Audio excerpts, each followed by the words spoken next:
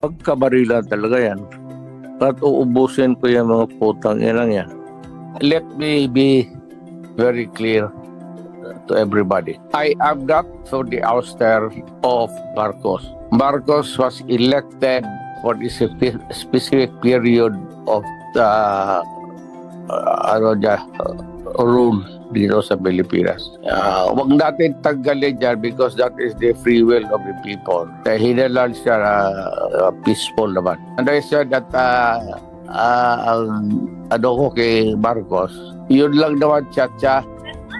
Nakita yung sabi ko, yung nabuktasan pagkatapos ng rally, wala nang ingay. Tumahimik na rin ako. Yun lang yun eh. Yun lang naman ang ano ko kay Marcos.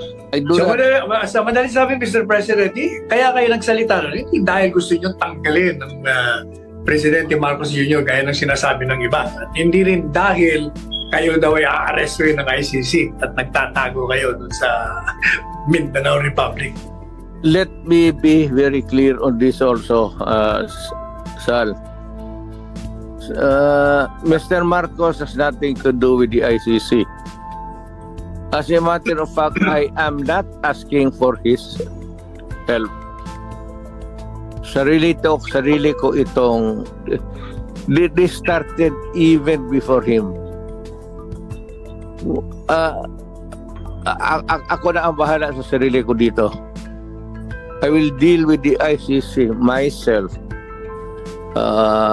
Basta ang ano ko is they do not have the jurisdiction over the case or the person.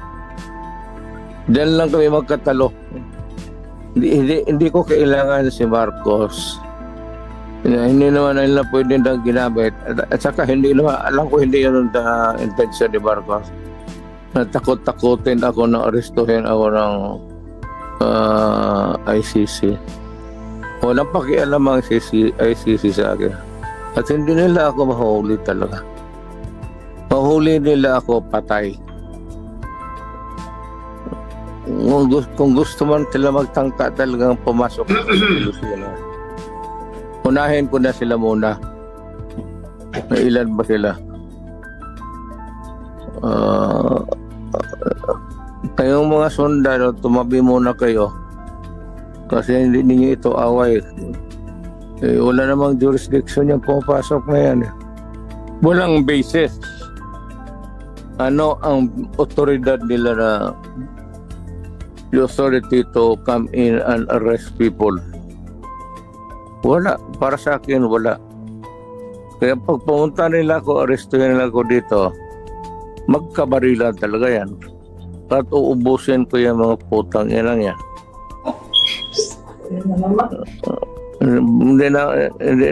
Ayaw ko ma-involve si Marcos dito. Si Marcos walang pakialam sa gumugamo siya, bahala siya, pero ako hindi ako papahuli ng mga gago na puti. Dadalhin ako sa ano. I am, ganito yan, I am a Filipino. The law guarantees me every person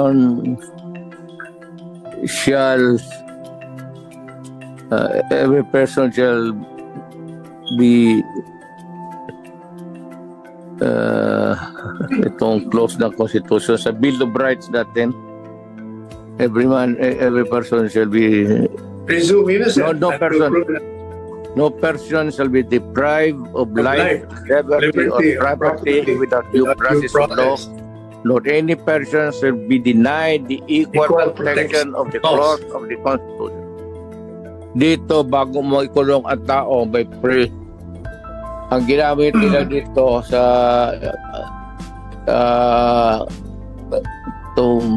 ICC, ang ginamit na inquisitorial. Adversarial ang ating preliminary investigation.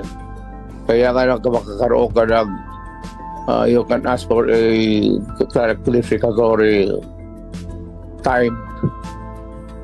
Kaya gan pa lang wala na, bagsak na sila.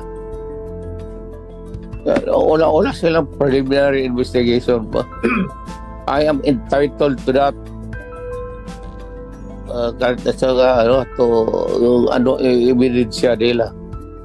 Yung walang ebidensya, chismis lang po na mag-take sila dito. Putulin ko yung ulo nila. Pagaya nung... And Mr. President, to the credit of President Ferdinand Marcos Jr., nanindigan siya. Wala nga yung jurisdiction sa amin. Hindi tama yung didiktahan niyo ko yung sinong arrestuin namin, sinong kukulong namin, sinong usigin namin. Yun naman ang kagandahan sa kanya. Naninindigan siya dyan. In fairness to President Marcos, wala siyang pakialam dyan. Hindi naman tama na ipahid mo din sa kanya yung kasalada na hindi niya ginawa. He was not the one who initiated it. He was not the one who asked the ICC to come here to investigate. If ever nag-investigate sila dito. So, tsaka, when you come in, sabi nga, the Rimulya, just visitors, they just must be visitors. Oras na conduct ng judicial probe yan dito, that is a sovereign function then. They can be arrested for exercising a sovereign function. Because they are not allowed. Wala ka silang basis. Mr. President, magtatapos ang programa natin. Baka meron kayong gustong mensahe doon sa mga ex-cabinet members na bumabanat sa inyo at di kayo naiintindihan doon sa inyong Mindanao secession. Sigurado ko lang naman na yung mga ex-cabinet member ko kailangan mas bright ako sa kanila. Mahirap pag buha ng cabinet member na mas bright sa iyo. Kaya alam ko yan, kaya pagdating ng panahon, buha talaga ng cabinet member mas bright ako sa kanila. Okay. Anyway, Mr. President, marami pong salamat at inabot na po tayo ng oras. Sana mas mahaba pa kung nagising kayo ng maaga. Anyway, may bukas pa naman. Tuloy natin bukas. Sige. Okay, maraming salamat. Presidente Rodrigo Roa Duterte. In the meantime, mag-aral na muna sila. Sige, sasabihin natin. Thank you. May mga nagsasabi na bubuwagin daw o i-dismantle ang Task Force Davao. Now, Task Force Davao is parang hindi siya detachment kasi maliit ang detachment. It's not even exactly a brigade, but it's a unit of the Philippine Army whose job is counter-terrorism and anti-terrorism. And they have helped keep the peace in Davao for so long already. Ilang dekada na yan. So, the rumor mill says, okay, please emphasize, the rumor mill says na yung reason kung bakit tatanggalin daw o di-dismantle na ang Task Force Davao is officially wala na daw siya. Wala nang need. Okay? Pero unofficially, because if ever it should come to the point where the former president may have to answer to the law, baka daw protektahan siya ng Task Force Davao. Bago lumabas ang mga rumors tungkol dito, may mga aksyon na nakita tayo. Halimbawa, pinananagot daw ang ilang mga pulis na pumunta dun sa Davao Rally ng ating Pangulo. At di umano'y pinag-iinitan ng mga opisyalis ng gobyerno. Ang mga ilang analyst nagsabi na kapag dinismantle ang Task Force Davao, we know that this is a precursor to something big. Agree naman ako doon dahil isa pa sa mga pangunahin na pangyayari ay yung pag-question sa ilang daan daw na barel ng dating presidente.